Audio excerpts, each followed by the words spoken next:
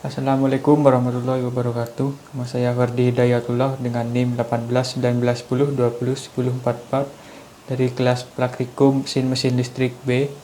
Dan di sini saya akan menjelaskan mengenai praktikum mesin-mesin listrik. Yang pertama, bab 1 yaitu trafo satu fasa, di mana terdapat open circuit dan short circuit. Di sini rangkaian trafo open circuit digunakan untuk menghitung arus rugi-rugi inti, sedangkan pada rangkaian trafo short circuit digunakan untuk menghitung PCU loss atau rugi-rugi tembaga. Kemudian pada rangkaian trafo tanpa beban, nilai resistansi dan nilai reaktansi ekivalen lebih besar dibandingkan dengan rangkaian trafo hubung singkat. Pada rangkaian trafo tanpa beban, apabila nilai VOC semakin besar, maka nilai I0 juga akan semakin besar.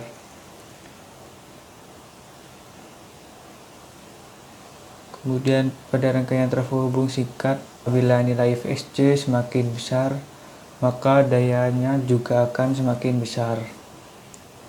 Di sini dalam rangkaian trafo open circuit, nilai arus cenderung stabil karena hanya mengalami kenaikan sebesar 0,01 ampere.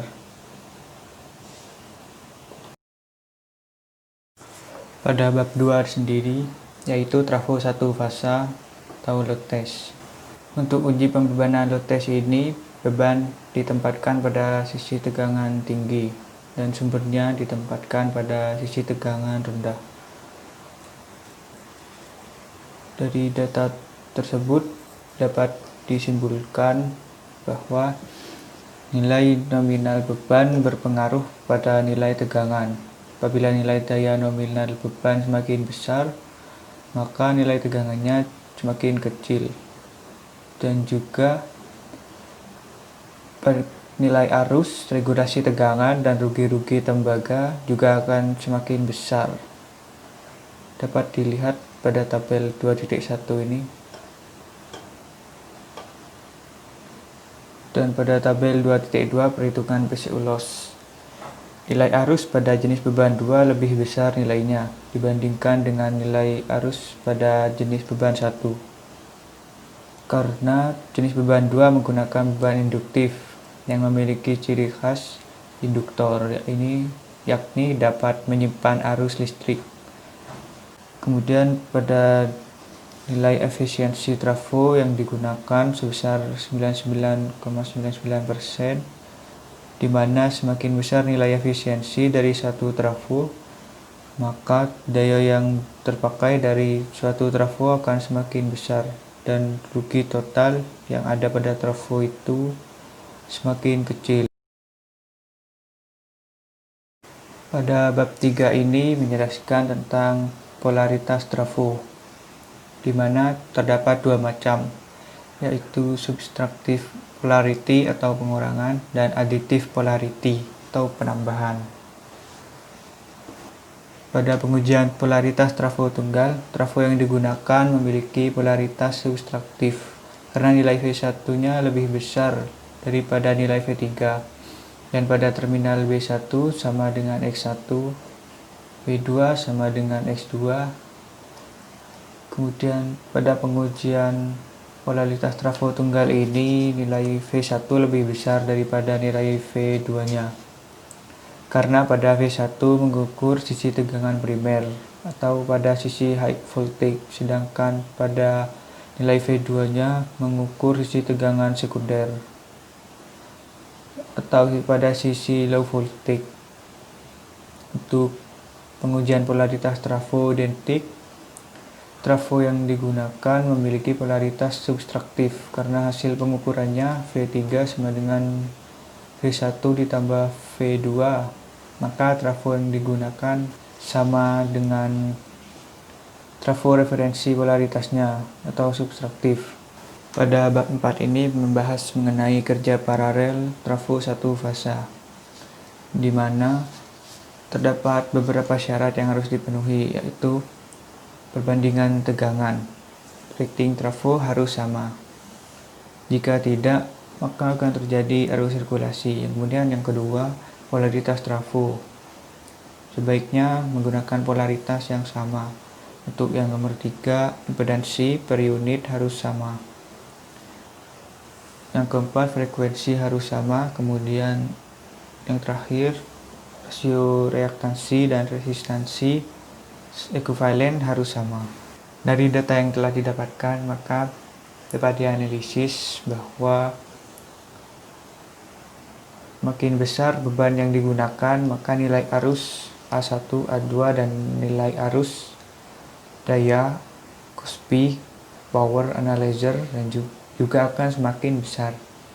Namun nilai tegangan input dan tegangan pada power analyzer makin kecil. Ketika melakukan pengukuran arus terdapat sedikit perbedaan. Hal ini dikarenakan beda nilai impedansi dalam yang ada dalam trafo.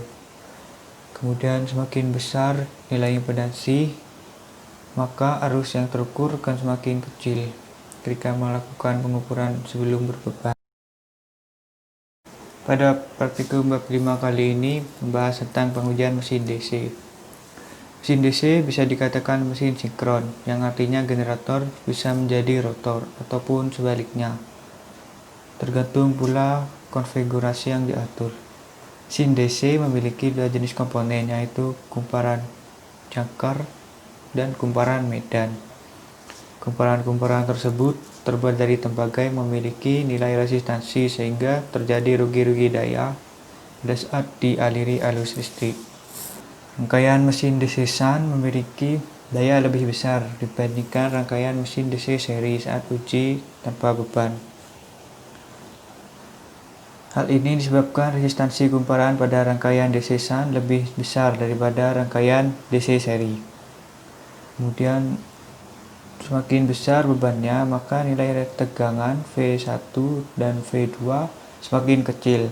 Namun nilai arus I1 dan I2 semakin besar. Dan daya yang dihasilkan motor dengan pembebanan memiliki kecenderungan naik. Hal ini disebabkan kinerja motor yang melayani beban yang digunakan. Apabila nilai resistansi kumparan yang dipakai semakin banyak saat uji beban motor DC, maka nilai efisiensinya semakin kecil.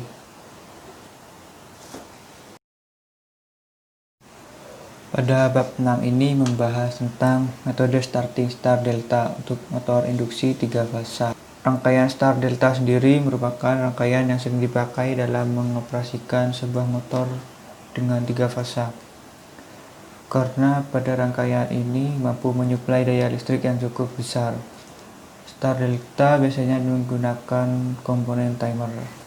Pada hubungan start memiliki nilai tegangan yang lebih besar, yaitu 221,2 volt, dibandingkan dengan tegangan pada hubungan delta, yaitu sebesar 217,5 volt. Hubungan start memiliki nilai arus mulai yang lebih besar, yaitu sebesar 2176 ampere daripada nilai arus mulai pada hubungan delta, yaitu sebesar 1738 ampere. Namun arus jalan pada hubungan start lebih kecil, yaitu sebesar 0,662 ampere daripada nilai arus jalan pada hubungan delta, yaitu sebesar 1,59 ampere. Kemudian ketika rangkaian start, maka kontaktor yang aktif adalah kontaktor 1 dan kontaktor 2. Jika rangkaian delta, kontaktor yang aktif yaitu kontaktor 1 dan kontaktor 3. Sekian dari saya. Wassalamualaikum warahmatullahi wabarakatuh.